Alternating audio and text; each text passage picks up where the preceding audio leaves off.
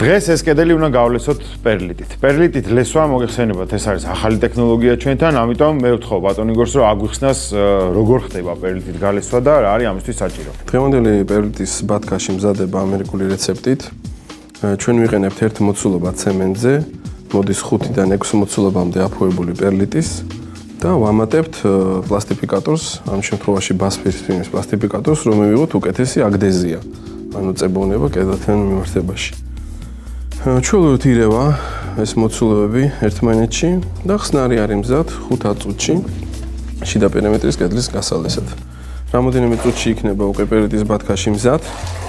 ჩვენ შეგვიძლია ხაზი გაუსვათ რამოდენიმე მთავარ ტექნიკურ პარამეტრს და მაჩვენებელს ამ ჩვენი პერლიტის ბათქაშის მოცულობითი წონა ამ შემთხვევაში ჩვენ გვაქვს 300-დან 400 კილოგრამ ერთ კუბურ მეტრში, ანუ ძალიან მსუბუქია.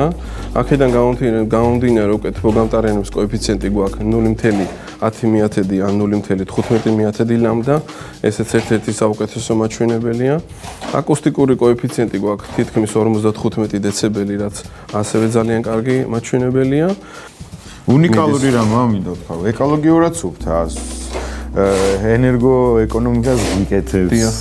მოგახსენებთ, რომ ეს პროდუქტი არის სუფთა ქართული წარმოების პროდუქტი. ჩვენი არსებულ კარიერიდან, ფარავნის დღიდან ჩვენ ჩამოგვაქვს პერლიტის ნედლეული. როგორც ხედავთ, არანაირ სიტუაციას არ წარმოადგენს მშენებლისთვის პერლიტის ბათქაშით მუშაობა. იგივე ტექნოლოგია, როგორც ჩვეულებრივი სამშენებლო ცივი-ნარევი. ამ შემთხვევაში ჩვენ ლესავთ დაახლოებით 2 სანტიმეტრიანი სისქეზე.